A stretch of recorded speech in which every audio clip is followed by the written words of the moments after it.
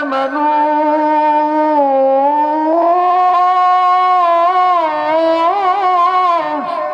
আমি আল্লাহ পাক রব্বুল আলামিন ঘোষণা দিলাম, যারা আমার উপরে ঈমান আনবে এবং ঈমান নিয়ে টিকে থাকবে তাদের ঈমানের উপরে আমি আল্লাহ পাঁচটি পরীক্ষা নিব। এক নম্বর পরীক্ষা হলো তোমাকে ভয়, খৌফ মানে হলো ভয় ভীতির মাধ্যমে তোমাকে আল্লাহ পরীক্ষা নিবে। দুই নম্বরে তোমার রিজিকের সংকীর্ণ হয়ে যাবে, হক কথা বলো, সত্য পথে চলো, এই জন্য চাকরি চলে যায়, রিজিক কমে যায়, অভাবগ্রস্ত হয়ে যায়। দুই নম্বরে আল্লাহ রিজিক কমায় দিয়ে তোমার ঈমানের পরীক্ষা নিবে। তিন নম্বরে তোমার মালের ক্ষতি করে আল্লাহ পরীক্ষা নিবে। চার নম্বর তোমার জানের ক্ষতি করে, অর্থাৎ ইসলামের জন্য প্রয়োজনে রক্ত দেওয়া লাগতে পারে, জীবন দেওয়া লাগতে পারে। ঠিক কিনা বলেন? এই পরীক্ষাগুলো আছে না নাই? ফল ফসল নষ্ট করে আল্লাহ পরীক্ষা নিবে। তবে অবশ্যই সাবিরিন, যারা ধৈর্য ধরবে, মানে ধৈর্যের সাথে পরীক্ষা শুরু হয়ে গেলে বিপদ আসবে, ঝড় আসবে, তুফান আসবে, এলোমেলো না, আল্লাহর উপরে ঈমানটা টিকে রাখবে, তাদের জন্য সুসংবাদ। এই যে পাঁচটা পরীক্ষা, কষ্ট আছে না নাই? ভয়, এরপরে রিজিক কমে যাবে, অভাবে পড়ে যাবে, কষ্ট আছে না নাই? জানের ক্ষতি, মালের ক্ষতি হবে, ফল ফসল নষ্ট হয়ে যাবে, প্রত্যেকটার জন্য কষ্ট আছে। কিন্তু যারা ঈমানদার, ঈমানের পরীক্ষা দিবে, কষ্ট হবে কিন্তু মুখের ভিতরে হাসি যাবে না, খুশি থাকবে। এরা মুসলমান, ও চাঁদপুর এলাকার মুসলমান যুবক, এই বাজারের ভিতরে কত কুলি ভাই বড় বড় ওজনওয়ালা বস্তাগুলো মাথায় ওঠায়, মাটি কাটে, দিন মজুরের কাজ করে, 40 কেজি, 50 কেজি, 60 কেজি পর্যন্ত ওজনের মাটি কাদাগুলো মাথার ভিতরে জড়িতে বয়। ওই কুলি ভাই বাজারের ভিতরে দেখবেন ওই সিমেন্টের বস্তাগুলো দিনভর ট্রাক থেকে নামাইতেছে, পুরো শরীরটা কাদার মতো হয়ে গেছে। এত কষ্ট হয়, আলুর বস্তা যখন 60 কেজি ওজন মাথায় নিছে, ঘাড় ব্যথা হয়ে যায়, কোমর বাঁকা হয়ে যায়, তারপরেও দেখবেন মনে কোনো দুঃখ নাই, আর একজনের সঙ্গে গল্প করে আর বস্তা মাথায় নেয়। কারণ কি? এত কষ্ট হয়, দিন ভরে তার কষ্ট হয়, তারপরে মনে দুঃখ নাই। কারণ কি? কারণ হলো জানে দিন ভরে কষ্ট হবে, কিন্তু বিকাল বেলায়, সন্ধ্যার সময় আমার মালিক, আমার মহাজন আমাকে বেতন দেবে 1000 টাকা, 800 টাকা। ঠিক কিনা বলেন? বেতনের আশায় তার মনে কোনো দুঃখ নাই, কিন্তু কষ্ট হয়। ঈমানদাররা ঈমানের পরীক্ষা দিবে, জেলের ভয়, হামলার ভয়, মামলার ভয় দিবে, তারপরেও তার মনে কোনো দুঃখ নাই, রক্ত দেবে, জীবন দেবে, রাজাকার বলে ফাঁসির কাজটা ঝুলাবে, তারপরেও মুখের ভিতরে হাসি থাকবে। জঙ্গি বলে 15 বছর হাসিনা আলেম ওলামাদেরকে জঙ্গি বলে জেলের ভিতরে বন্দী করে রেখেছে, তারপরেও তাদের মুখের ভিতরে হাসি। কারণ কি? তারা জানে আমাদের জীবন যাবে, রক্ত যাবে, কিন্তু দিন শেষে আল্লাহ পাক রব্বুল আলামিন জান্নাত উপহার দিবে। ইয়া আইয়াতুহান নাফসুল মুতমাইন্নাহ ইরজিই ইলা রাব্বিকি রাদিয়াতাম মারদিয়া ফাদখুলি ফি ইবাদি ওয়াদখুলি জান্নাতি। রে মুসলমান ইমানদার, হযরত বেলাল রাদিয়াল্লাহু আনহু কে আল্লাহ পাক রব্বুল আলামিন ভয়ের মাধ্যমে পরীক্ষা শুরু করলেন। বেলাল দেখতে বড় কালো, কিন্তু তার হৃদয়টা ঈমানের আলো। সারা পৃথিবীর মানুষ বেলালকে বড় মায়া করে, বড় মোহাব্বত করে, কলিজার টুকরা সন্তানের নাম রাখছে বেলাল। কথা বল না কেন? কারণ কি? হুজুর বেলাল অনেক সুন্দর ছিল, এই জন্য আমরা চিনছি না। বেলাল দেখতে মোটেও সুন্দর ছিল না। হুজুর বেলালের অনেক টাকা ছিল, সম্পদের মালিক, এই জন্য বেলালকে আমরা চিনেছি না। বেলাল কোনো সম্পদের মালিক ছিল না, বেলাল ছিল রাস্তার ফকির, নিজের সম্পদ বলতে কোনো কিছু ছিল না। আসহাবে সুফার সঙ্গে বেলাল মসজিদে নববীর ভিতরে থাকে, নবীর দরবারে হাদিয়া আসে গো, ওই হাদিয়াগুলো বেলাল সাহাবীদের সঙ্গে ভাগ করে খায়। এরা মুসলমান বেলাল উমায়ের বাড়ির গোলাম, সারাদিন উমায়ের কাজ করে, রাতের বেলায় যখন একটু সময় পায় বেলাল বলে আল্লাহু আহাদ। আহাদ আল্লাহু আহাদ। আমার আল্লাহ এক। আল্লাহ কয়জন? এই মাটির মূর্তি মানি না, পাথর মূর্তি মানি না। আমার এত ক্ষুধা লাগবে না, আমি সাপের পূজা করব না, বাঘের পূজা করব না, হনুমানের পূজা করব না, চন্দ্র সূর্যের পূজা করব না, আগুনের পূজা করব না, নদীর পূজা করব না। আমি একমাত্র আমার আল্লাহ আমার রবের ইবাদত করব। বেলাল রাতের বেলা গুন গুন করে কান্দে। আরে উমাইয়া ঘুম ভেঙে গেছে।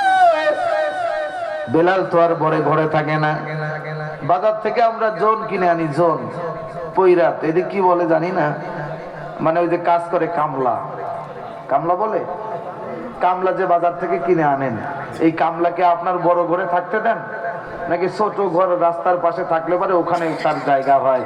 তো বিলালের তো উমাইয়া বড় ঘরে থাকতে দেয় নাই, রাস্তার পাশে একটা ছোট ঘর, ভাঙ্গা কুড়ে ঘর, কাচারি ঘর, এই ঘরের ভিতরে বেলাল। কিন্তু গভীর রাতে গুন গুন করে কান্নার আওয়াজ। উমাইয়া চিন্তা করছে, কিরে বেলালের ঘরের ভিতর থেকে কান্নার আওয়াজ আসে কেন? কি হইল বেলালের, কি বিপদ? উমাইয়া ডাক দিয়ে বলে, বেলাল তোর ঘরের ভিতরে কান্নার আওয়াজ, কি হয়েছে, বিপদ কি বল? হযরত বেলাল রাদিয়াল্লাহু আনহু একটা ডাক দিয়ে বলল, উমাইয়া রে, আমার কোনো বিপদ নাই, আমার কোনো অসুবিধা নাই। তাহলে তোমার ঘরের ভিতর থেকে গুনগুন করে কান্নার আওয়াজ পাওয়া যায়, কান্দে কে? বলে আমি কান্দি। কেন? ডাক দিয়ে বলে, আমি তো একজনের প্রেমে পড়েছি, তিনি হলেন আমার রব, আমার আল্লাহ। আল্লাহর প্রেমে আমারে কান্দাই। এ যুবক, তুমি বান্ধবীর সঙ্গে তোমার প্রেম হয়েছে, বান্ধবীরে না দেখলে তোমার কান্না পাই, বান্ধবীর সঙ্গে কথা না বলতে পারলে তোমার ভালো লাগে না। এরে পর্দালের যুবতী বোন, তুমি তোমার প্রেমিকের জন্য চোখের বাড়ি ছেড়ে কান্দো, বেলালও কান্দো, কিন্তু দুনিয়ার কোন মানুষের জন্য নয়।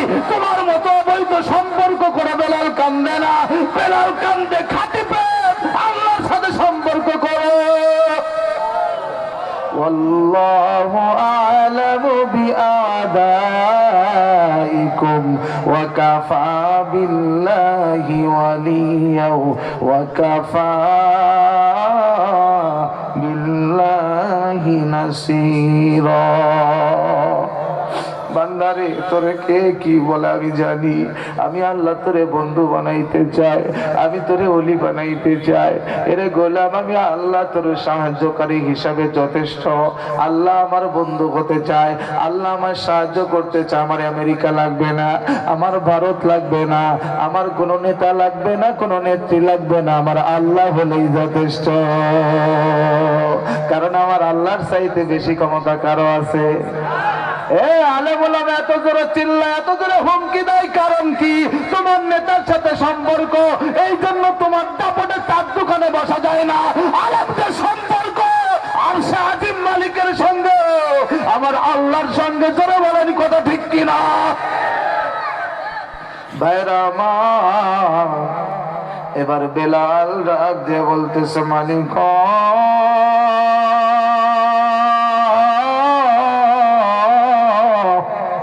আমি আমার মালিক আল্লাহর সঙ্গে সম্পর্ক, প্রেম ভালোবাসা, এই জন্য আমি রাতের গভীরে কান্দি। উমাইয়া তো বুঝতে পারছে, যখন বলছে আল্লাহু আহাদ, আল্লাহ এক মানে রব এক, আমার খাওয়ানোর মালিক তিনি, বাঁচানোর মালিক তিনি, অন্য কোনো খোদা নাই। উমাইয়া রাগ হয়ে গেছে, একটা ডাক দিয়ে বলতেছে, রে আবু জাহেল, আয় বন্ধু আয়। বন্ধু রে, আমার বাড়ির গোলাম ছিল বেলাল, ওই বেলাল তো এখন আমাদের দলে নাই, আল্লাহর ইবাদত করে আর মূর্তির পূজা বন্ধ করে নবী মুহাম্মাদের দল মানে, নবীকে নেতা মানে। মুসলমান আওয়াজ করে বলবেন, আমাদের নেতাকে? আমার নেতা, আপনার নেতা কে? আপনি এমন নেতার পিছনে ঘুরেন, এমন নেতাকে নেতা মেনে বসে আছেন, যেই নেতা রাতের অন্ধকারে মদ খায়, মিথ্যা বলে, জেনা করে, সুদ খায়, ঘুষ খায়, দুর্নীতি করে। আরে আমার নেতার চরিত্র শুনবে, 63 বছর জীবনে কোনো দিন আমার পয়গম্বর একটা মিথ্যাও বলে নাই। সুবহানাল্লাহ বলতে পারলেন না? সবাই বলবেন, আমাদের নেতাকে? মুহাম্মাদুর রাসূলুল্লাহ। সুবহানাল্লাহ বলেন। আয় মুসলমান, আপনার নেতা কে? কোন নেতার পিছে ঘুরো? লাকাদ কানা কানা লাকুম ফি রাসূলিল্লাহি উসওয়াতুন হাসানাহ। আমাদের সকলের মডেল কে? নায়ক নয়, কোন প্লেয়ার নয়। যুবক, তোমার মডেল হলো মুহাম্মদ রাসূলুল্লাহ। তুমি বুঝো না? যেই নবীকে আল্লাহ সমস্ত মাখলুকের মধ্যে সব থেকে প্রিয় হাবিব উপাধি দিয়েছেন, সব থেকে বেশি ভালোবেসেছেন, যাকে সৃষ্টি না করলে পৃথিবী হয় না, সেই রসুলকে মরুভূমির ভিতরে ছাগলের রাখাল বানাইছে আমার আল্লাহ। দোস্ত, তুমি ছাগলের রাখাল হবে যেন এদেশের একটা, পৃথিবীর একটা গরিব দুঃখী রাখালও বলতে না পারে আরে মুহাম্মদ সাল্লাল্লাহু আলাইহি সাল্লাম তো অনেক বড় মানুষ ছিলেন, আমার মতো গরিব দুঃখী রাখালের দুঃখ কেন বুঝবেন? আমি কেন তাকে আমার মডেল বানাবো, আদর্শ বানাবো? এই জন্য আল্লাহ বললেন, দোস্ত তুমি ছাগলের রাখাল হয়ে যাবে, তুমি ব্যবসার ময়দানে ব্যবসা করবে, এবং তুমি প্রয়োজন হলে রাষ্ট্রনায়ক হবে, দেশ পরিচালনা করবে। কেন? যেন একজন ভিআইপি পারসন, কোন এমপি, কোন মন্ত্রীও যেন কোনোদিন বলতে না পারে মুহাম্মদ সাল্লাল্লাহু আলাইহি সাল্লামকে আমি নেতা কেন মানবো? সে কি আমার মতো এত বড় ভিআইপি ছিল? তোমার থেকেও বড় রাষ্ট্রনায়ক ছিল আমার রাসূল। সুবহানাল্লাহ বলতে পারলেন না? এই জন্য আলেমদের এখন রাজনীতিতে নামা লাগবে। আলেমরা বুখারী পড়াবে, তিরমিজি, আবু দাউদ, বুখারী, মুসলিম পড়াবে, মিশকাত, জালালাইন দার্স দিবেন, জুমার নামাজে খুতবা দিবে, খানকায় বসে মুরিদ করবে, আবার যদি প্রয়োজন হয় রাস্তায় নেমে, রাজপথে নেমে আন্দোলন করবে, সংগ্রাম করবে, ইকামতে দ্বীন, আল্লাহর জমিনে আল্লাহর কোরআন রাজ কায়েম করা লাগবে। তাকবীর, নারে তাকবীর, আল কোরআনের আলো সংসদে জানো। ভাইরা আমার, মনে রাখবেন, অনেকে আবার আমরা যখন একটু রাজনীতির কথা বলি কোরআন হাদিস থেকে, তখন অনেকে মাইন্ড করে, রাগ করে, হুজুর তো রাজনীতি শুরু করছে। রাজনীতি করার জন্য আমার আল্লাহ আমাকে পাঠাইছেন, আপনাকেও আল্লাহ রাজনীতি করার জন্য পাঠাইছেন। ইন্নী জাইলুম ফিল আরদি, তাহলে আপনাকে আল্লাহ পাঠাইছে কি জন্য বোঝেন না? আল্লাহর জমিনে আল্লাহর দ্বীন কায়েম করার জন্য প্রতিনিধি হিসেবে পাঠাইছে। তা আপনি ঘুমায় রইছেন কেন? শুধু তসবিহ পড়ে এখন আর জান্নাতে যাওয়ার সময় নাই। কথা বলেন না কেন? এখন ঐক্যবদ্ধ হও, হাতে হাত রাখো, বিদাগন্ধ হয়ে যাও, কে কি বললো দেখার সময় নয়। আপনার কোরআন সব থেকে প্রিয় হবে, কোরআনের রাজনীতি চলবেন। লেনিন, কার্ল মার্কস, মাও সেতুংয়ের আদর্শের মতাদর্শের সংবিধান রাখতে পারো। আল্লাহ ৩০ পারা কোরআনকে বাংলার জমিনে মুসলমানের সংবিধান তৈরি করো।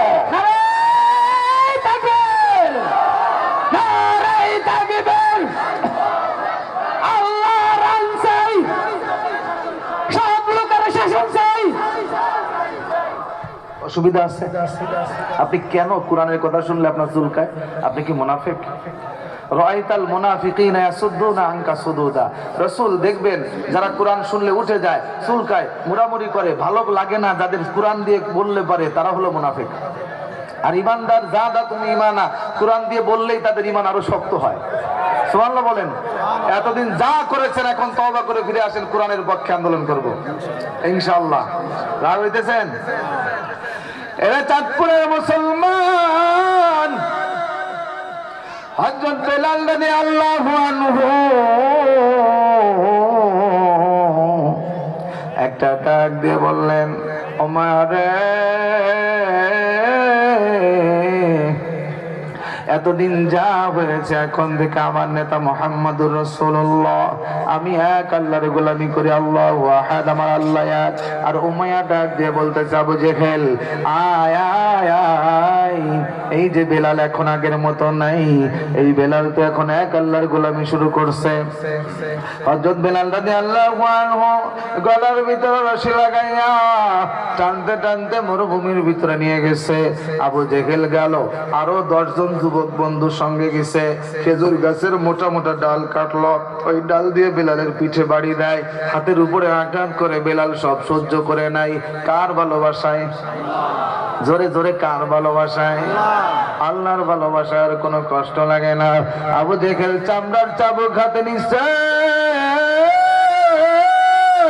পিঠের উপরে জোরে আঘাত করলে বলে হযরত বেলাল রাদিয়াল্লাহু আনহুর কালো চামড়া ফেটে রক্ত বের হয়, গোস্ত বের হয়ে যায়, জমিন ভিজে যায়, বালু ভিজে যায়, তারপরেও বিলালের মুখের ভিতরে হাসি।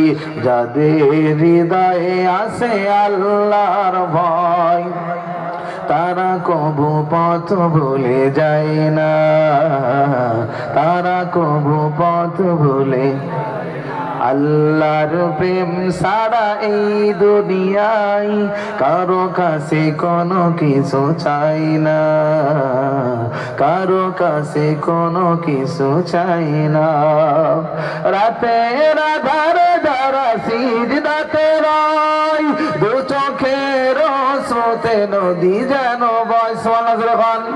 রাতের আধারে যারা সিজদাতে রয়, দু চোখের স্রোতে নদী যেন বয়।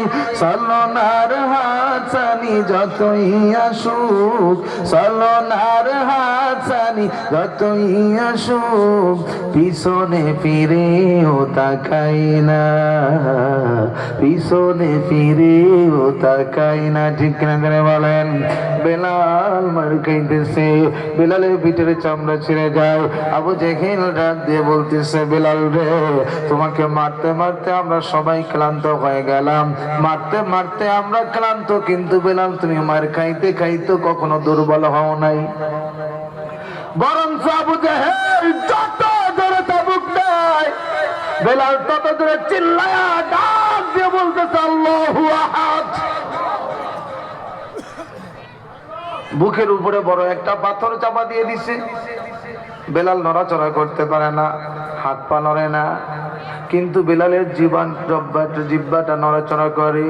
জিহ্বা নাড়ায় নাড়ায় ঘোরায় ঘোরায় বারবার বলে আল্লাহু আহাদ। এবার আবু জেহেল ডাক দিয়ে বলতেছে, এ আবু জেহেল। আবু জেহেল বলে, বেলাল রে, তোরা হাত পা অবশ হয়ে গেছে, সব দুর্বল হয়ে গেছে, জিহ্বা নাড়ায় তুমি আল্লাহকে ডাকো। বেলাল, আল্লাহকে ডাকা বন্ধ করো, তুমি মুহাম্মাদের দল ছাড়ো, তোমাকে আমরা সেবা করব, ওষুধ দিনে দিব, কিন্তু তুমি যদি এখনো আল্লাহকে ডাকতে থাকো, তাহলে তোমার জিহ্বার ভিতরে আমরা কাটা ঢোকা, জিহ্বাটাও নষ্ট করে ফেলবো।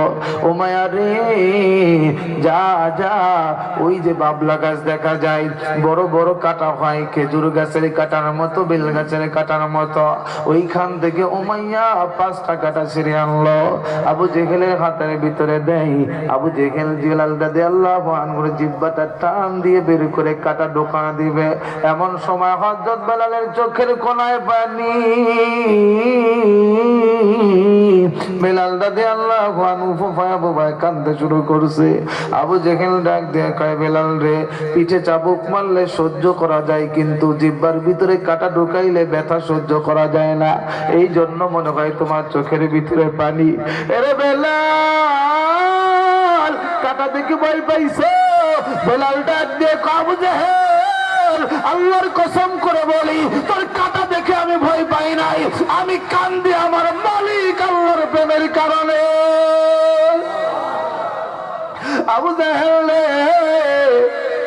আমার জিহ্বাটা ভালো ছিল, তুমি আমার পিঠে চাবুক মারছো, আমি আল্লাহু আহাদ করে ডাক দিছি, আমার দিলে শান্তি লাগছে, পিঠের যন্ত্রণা ভুইলা গেছি, কিন্তু এখন তুমি আমার জিহ্বার ভিতরে কাটা ঢুকিয়ে দিলে, আমার এই জিহ্বাটা অবাস হয়ে যাবে, আমি কেমনে আমার মালিককে ডাকবো, এই জন্য কান্দি। হযরত আইয়ুব পয়গম্বর এই কোরআনের ভিতরে ঘটনা, 18 বছর আল্লাহ পাক রব্বুল আলামিন গায়ের ভিতরে পোকা ঢোকা দিছে। তাজা মানুষ, জীবন্ত মানুষ তাকায় তাকায় দেখে তার চামড়া গুলো ছিঁড়ে ছিঁড়ে পোকায় খায়, পুরো শরীরে মাংস গুলো পচে গেছে। গ্রামের মানুষ আইয়ুব পয়গম্বরকে বস্তার ভিতরে ভরে জঙ্গলে ফালায় দিছে। কোনদিন কান্দে না, আল্লাহর কাছে বলে না আল্লাহ আমারে অসুস্থ করলা কেন, শুধু ধৈর্য ধরে। আল্লাযীনা ইযা আসাবাতুহুম মুসিবাতুন ক্বালু ইন্না লিল্লাহি ওয়া ইন্না ইলাইহি রাজিউন।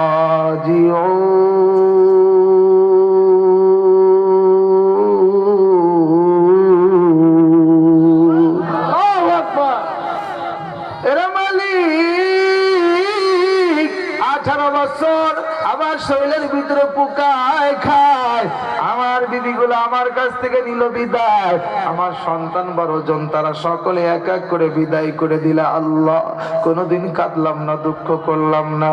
এরে প্রভু,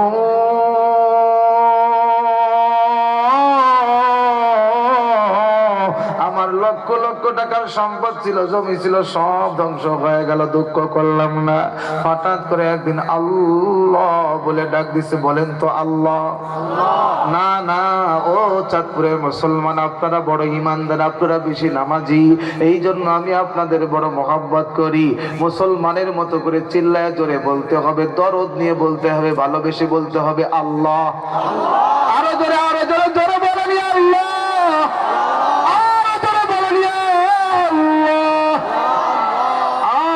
মজা, আল্লাহর নামটা ধরে যখন ডাক দেই, কলিজাটা শীতল হয়, ঠান্ডা হয়, এর চেয়ে মধুর শব্দ পৃথিবীতে নাই।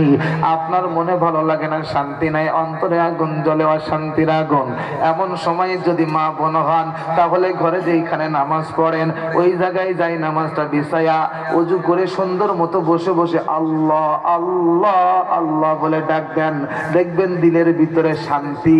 মুসলমান যদি পুরুষ হও, যাই নামাজ বিছাও, মসজিদে চলে যাও, মনে শান্তি নাই, কিন্তু আল্লাহর ঘরের ভিতরে যাইয়া মালিককে ডাক দাও, কারণ আমার আল্লাহকে ডাকলে আমার আল্লাহ বড় খুশি হয়। এই জমিনে আমার আল্লাহ ডাক দিয়ে বলে, গোলাম রে, তোমার সন্তান তোমাকে আব্বু বলে ডাক দিলে তোমার অন্তর খুশি হয়, ভালো লাগে। তোমার সন্তান তোমাকে মা বলে ডাক দিলে তোমার ভালো লাগে।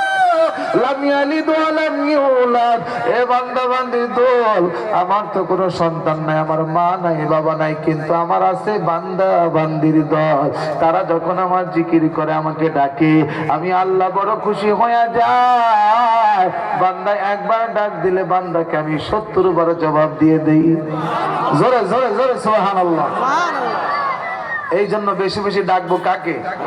আইয়ুব পয়গম্বর বলে, আল্লাহ তোমার ওমদির নামটা ধরে আমি ডাক দিলে আমার জিহ্বায় তো আল্লাহ একটা কিরি পোকা ঢুকে গেছে। আল্লাহ, এই পোকাটা বের হলো, তার মানে কি আমার জিহ্বাটাও পোকায় খাবে? আল্লাহ, সারা শরীর খেয়ে ফেলেছে। কোনোদিন কি মালিক তোমাকে আমি অভিযোগ করেছি? আল্লাহ, কিন্তু আমার জিহ্বাটাও যদি খেয়ে ফেলে, তোর মধুর নাম ধরে আমি কেমনে ডাক দিব? আল্লাহ, আমার জিহ্বাটা তুমি খাও না, এটা বাকি রাখো, আমি তোমাকে ডাকলে মজা পাই। আমার আল্লাহ ডাক দিয়ে বলেন, যা পয়গম্বর, তোমার কথা আমার পছন্দ হয়েছে, আমি তোমাকে মাফ করে দিলাম। 80 বছরের বিরুদ্ধ ছিলে, তোমাকে আমি সুস্থ করে 25-30 বছরের যৌবন ফিরায় দিলাম। ভাইরা আমার, একান্ত বন্ধুরা, বেলালের জিহ্বার ভিতরে আবু জেহেল কাটা ঢোকাবে। বেলাল ডাক দিয়ে বলে, আবু জেহেল, আমার জিহ্বার ভিতরে তুমি কাটা দিও না। আমার আল্লাহর নামটা ধরে আমি যখন ডাক দিই, আমার বড় ভালো লাগে। জিহ্বাটাও যদি নষ্ট হয়ে যায়, তাহলে আমার বড় কষ্ট লাগবে। আবু জেহেল রাগ হয়ে গেল, ডাক দিয়ে বলে, বেলাল রে, আমি মনে করেছিলাম তুমি আমার এই কাটার ভয়ে কান্দো, কিন্তু দেখি না তুমি আল্লাহর প্রেমে কান্দো। জিহ্বাটা টান দিয়ে বের করে, একটা না, দুইটা না, 5-5টা বড় বড় কাটা জিহ্বার ভিতরে ঢুকায় দিছে। কত নির্যাতন, কত ভয়! এ বাংলার মুসলমান, মামুনুল হক জেলের ভিতরে বিনা দোষে গেল। রফিকুল ইসলাম মাদানী, আমির হামজারা, কোরআনের পাখি আল্লামা দেলোয়ার হোসেন সাঈদীকে জেলের ভিতরে বন্দি রেখে কত কষ্ট দিল রে, জোরে বলেন ঠিক কিনা? এই জামানার প্রিয় রাহবার আল্লামা সাঈদী, ওই যে দেখো বিদায় নিতাছে মোর কোরআনের পাখি, ওই যে দেখো বিদায় নিয়েছে মোর কোরআনের পাখি। ঠিক কিনা জোরে বলেন? এই জামানার প্রিয় রাহবার আল্লামা সাঈদী, ওই যে দেখো বিদায় নিয়েছে মোর কোরআনের পাখি, ওই যে দেখো বিদায় নিয়েছে মোর কোরআনের পাখি।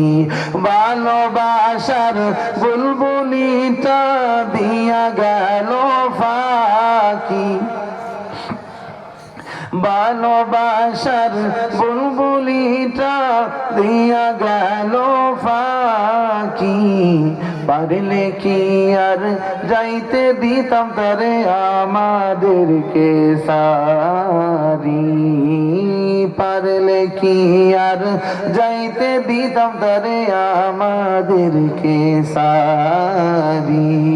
কত দুঃখ দিলি তোরা, কত পীড়া দিলি, কত দুঃখ দিলি তোরা, কত পীড়া দিলি, বেহেশতি ফুল চইলা গেল ফিরি জান্নাতের বাড়ি। আল্লাহর কসম করে বলি রে মুসলমান, আমি কওমি মাদ্রাসার সন্তান, কিন্তু ছোট্টবেলা থেকে যেই কোরআনের পাখি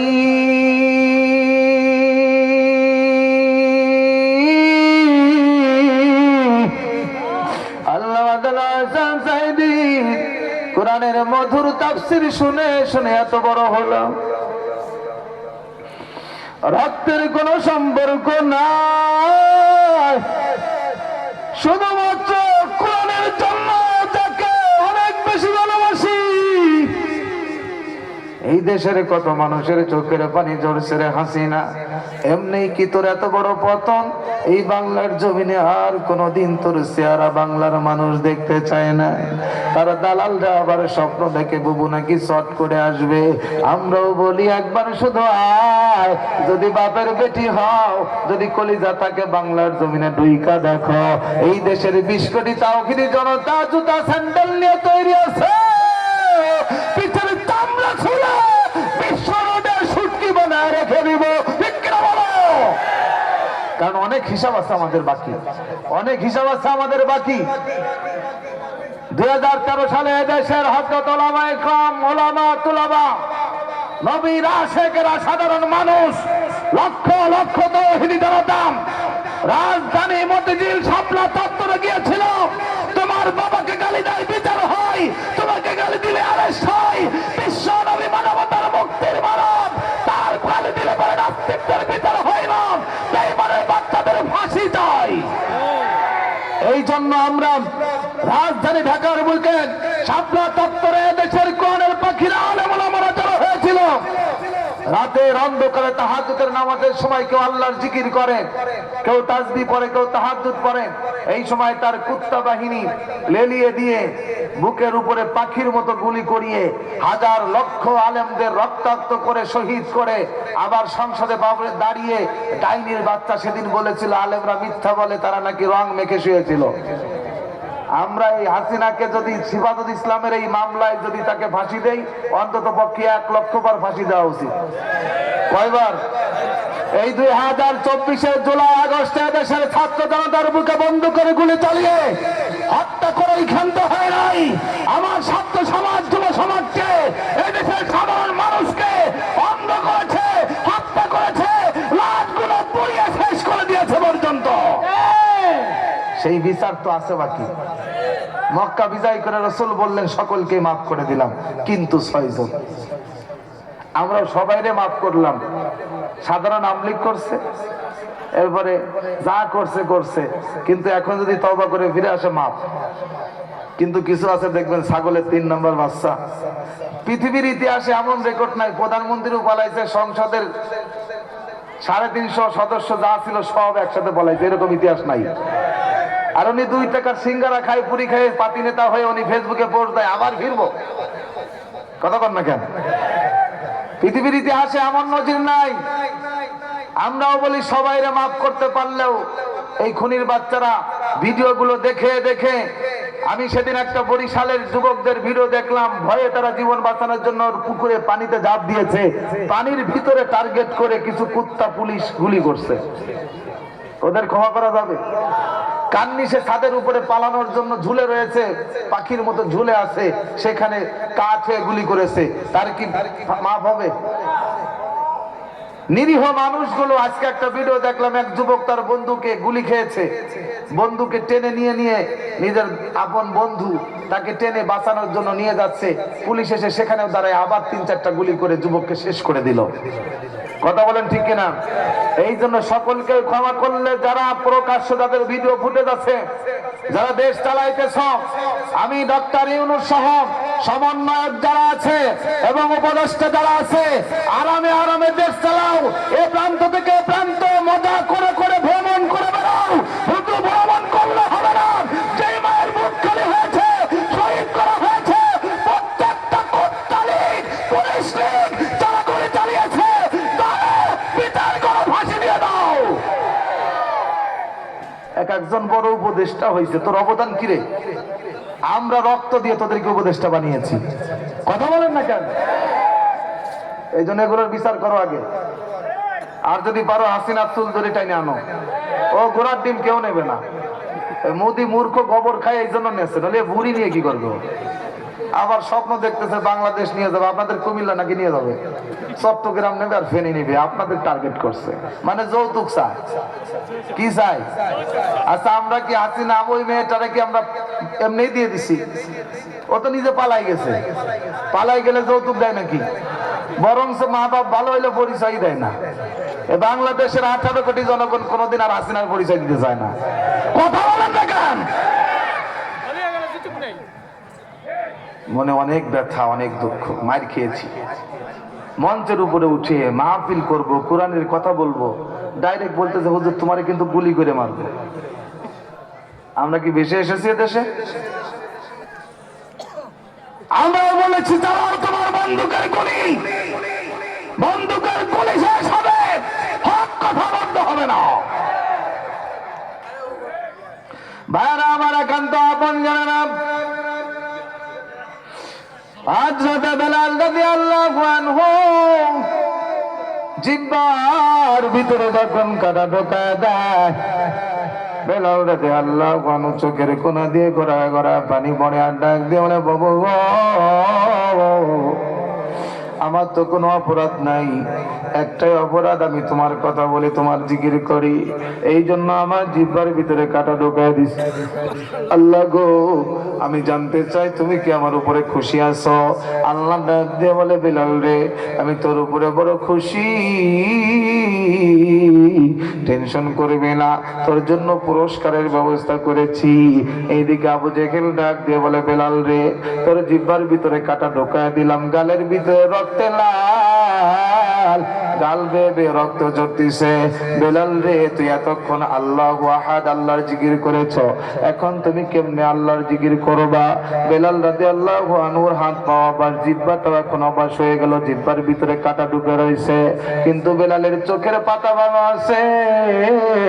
দেখবেন অনেক সময় মানুষ চোখের ইশারায় কথা বলে, বেলাল রাদিয়াল্লাহু আনহু তার চোখের ভাষায় পাতা দিয়ে ইশারা দিয়ে ডাক দিয়ে বলতে, যাবো জেহেল, আমার কাছে আসো, বুকের কাছে, আমার বুকের সাথে তোমার কানটা লাগায় দেখো, আমার বুকের ভিতরে থেকে আমার আল্লাহর জিকির শুরু হয়ে গেছে। আমার আল্লাহ ডাক দিয়ে বলে, বেলাল রে, এক নম্বর পুরস্কার হলো, এরে বেলাল, তুমি যখন আমার পয়গম্বর আমার হাবিব যখন জান্নাতে ঢুকবে, সর্বপ্রথম বেলাল তুমি আমার রাসূলের সাথে জান্নাতে ঢুকবা। 2 নম্বরে পুরস্কার হলো, ওই যে মসজিদে নববী, ওই মসজিদের ভিতরে আমার রাসূল হলো ইমাম, তুমি বেলাল হলে নবীর মুয়াজ্জিন। মুয়াজ্জিন কে? বেলাল, নবীর মুয়াজ্জিন। বেলাল খুশি হয়ে গেছে। নবীজি ডাক দিয়ে বলে, বেলাল রে, তুই আমার মসজিদে নববীর ভিতরে আজান দিবি, আমি তোর আজান শুনে মসজিদে যাই নামাজ বিছিয়ে নামাজে দাঁড়াবো। বেলাল আজান দেয়, কিন্তু কিছুদিন হয়ে গেলে বেলালের আজান আর মুসল্লিদের পছন্দ হয় না। দেখুন আমাদের দেশেও আছে, ইমাম সাহেব একটু পুরনো হইলে খালি দোষ বের করে, ঠিক না? যাই হোক আমার ভাইয়ারা, সাহাবারা ডাক দিয়ে হুজুর গো, এত ভালো ভালো মুয়াজ্জিন, কিন্তু বেলালের আজান তো শিন উচ্চারণ হয় না, তোতলা বেলাল। এত সুন্দর চেহারা, ভালো দেখতে ঢক, ভালো সুন্দর কণ্ঠওয়ালা মুয়াজ্জিন আছে, হুজুর বেলালের আজান আর আমাদের ভালো লাগে না। নবী আমার ডাক দিয়ে বলতেছে, বেলাল রে, আমার সাথীরা আমার সাহাবারা বিদ্রোহ করছে, তোমার আজান তাদের পছন্দ হয় না। আগামীকাল ফজর থেকে বেলাল তুমি আজান দিও না, অন্য মুয়াজ্জিন আজান দিবে। এই কথাটা যখন বেলাল শুনছে, বেলাল তো সহ্য করতে পারে নাই। বেলালের হৃদয়টা ভেঙে টুকরা টুকরা হয়ে গেল। বেলাল চোখটা নিচু করে, মাথা নিচু করে ঝুঁকায় দিয়া চোখের পানি ছেড়ে ছেড়ে কান্দে, বুকটা ভিজে যায়। আস্তে করে নবীজির দরবার থেকে উঠে নিজের ঘরে চলে যায়, চোখের পানি ছেড়ে কান্দে আর ডাক দিয়ে কয়, মালিক তোমার জন্য মার খাইলাম, জিহ্বার ভিতরে কাটা ঢুকাইলাম, এখন আমার সিনের ভালো উচ্চারণ হয় না, কিন্তু তোমার নবীর সাহাবারা আমার আজান পছন্দ করে না। আল্লাহ তোমার রাসূল আমার নামটা কেটে দিল, আমার নামটা বাদ দিয়ে দাও। আল্লাহ গো আমি জানতে চাই মালিক তোমার দরবার থেকে আমার নামটা আছে না নাই? আমার আল্লাহ ডাক দিয়ে বলে, বেলাল রে টেনশন করবি না, আমার দরবারে তোর নামটা এখনো কাটা যায় নাই। নবীজি ফজর আজান হয়ে গেল, নামাজ শেষ করে বসে আছে, ইশরাক নামাজ পড়বে, কিন্তু সূর্য উঠে না। আধা ঘন্টা 2 ঘন্টা হয়ে যায়। জিবরাইল ডাক দিয়ে বলে, ও পয়গম্বর সূর্য উঠবে না গো, যতক্ষণ পর্যন্ত বেলালের আজান না হবে, দিন ফুরাবে, সূর্যের আলো পাওয়া যাবে না। আমার নবী সঙ্গে সঙ্গে ডাক দিয়ে, আমার বেলাল কই, আমার বেলাল রে ডাকো, বেলাল আজান দাও, বেলাল আজান দাও রে। এরে বেলাল আমি তোরে খুব ভালোবাসি। বেলাল ডাক দিয়ে কয়, নবী গো আমি আপনাকে খুব ভালোবাসি। এই জন্যই তো নবীজি যখন ইন্তেকাল করলেন, সমস্ত সাহাবারা মদিনার ভিতরে কান্না করে, কিন্তু বেলালের কান্নার ধরনটা একটু ভিন্ন হয়ে গেল। বেলাল আসার খেয়ে খেয়ে জমিনে পড়ে আর চিৎকার দিয়ে নবী গো বলে চিৎকার দিয়ে কাঁদলো। হঠাৎ করে বেলাল গাট্টি গোছায়া বেলাল রওনা করছে, মদিনায় থাকবো না। আবু বকর ডাক দিয়ে বলে, বেলাল রে তুমিও নবী ভালোবাসো, ওমরও ভালোবাসে, আলীও ভালোবাসে, ওসমান ভালোবাসে, আমি আবু বকর নবীকে বড় ভালোবাসি। আমরা কেউ তো মদিনা থেকে যাই না, বেলাল তুমিও যেও না। বেলাল ডাক দিয়ে বলে, আবু বকর আপনাদের প্রেম, আপনাদের ভালোবাসা এই মদিনায় থাকতে দেয়, যেই মদিনায় আমার নবী নাই গো, আমি পাগল বেলাল ওই মদিনায় থাকতে পারি না। বেলাল চলে গেল। 6 মাস পরে আমার নবী ডাক দিয়ে বলে স্বপ্নে, এরে বেলাল 6 মাস হয়ে গেল তুমি আমার রওজার পাশে নাই, বেলাল রে আয়। বেলাল ঘুম থেকে উঠে একটা দৌড় দিছে নবীর রওজার দিকে ছুটে। পুরো মদিনায় খবর হয়ে গেল বেলাল আসতেছে, আজান দিবে, বেলাল আজান দিবে। বেলালের আজান কতদিন শুনি না, সাহাবারা হাতে ধরে পায়ে পড়ে, বেলাল আজান দেয় না। আমি আজান দিলে আমার পয়গম্বর নামাজে মুসল্লায় দাঁড়াইতো, আমার নবী নাই, আমি কারে আজান শোনাইব? বেলাল আজান দেয় না। এমন সময় হাসান হোসেন ডাক দিয়ে বলতেছে, ও বেলাল ভাই তুমি আজান দাও, তোমার আজান শুনতে চাই। এমন সময় বেলাল ডাক দিয়ে বলে, হাসান হোসেন রে তোমরা নবীকে যা বলেছ, নবী তোমাদের কথা মেনে নিয়েছে। তোমরা অনুরোধ করলে আমার রাসূল তোমাদের অনুরোধ ফালায়া দিতে পারে নাই, আমি বেলাল তোমাদের অনুরোধ কেমনে ফালায়া দিব? এ বেলাল ভাই তাহলে তুমি আজান দাও। আল্লাহু আকবার জোরে বলেন। আল্লাহু আকবার।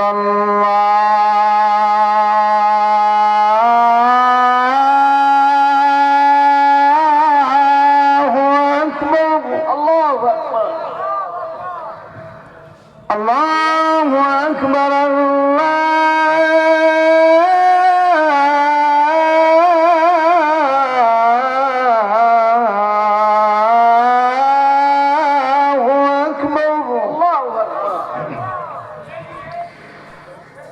أشهد أن لا إله إلا الله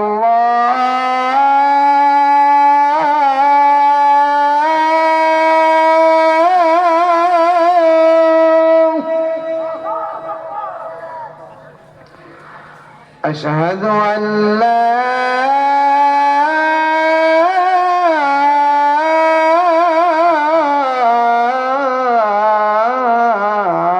إله إلا الله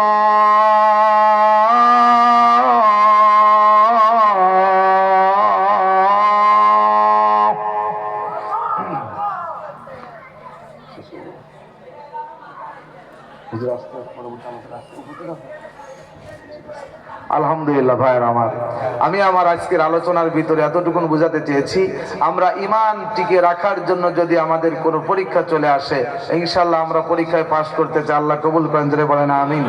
আমি আমার অসমাপ্ত আলোচনা এখানেই শেষ করছি। আপনাদের সকলের জন্য অনেক দূর থেকে সেই সকালবেলা রওনা করেছি, ঢাকার শহরে যানজট পেরিয়ে অনেক কষ্ট করে আপনাদের এখানে এসে হাজিরা দিয়েছি। আপনারা কি বেজার হয়েছেন? কষ্ট পেয়েছেন? ঈমান নিয়ে টিকে থাকতে চাই, রাজি আছেন?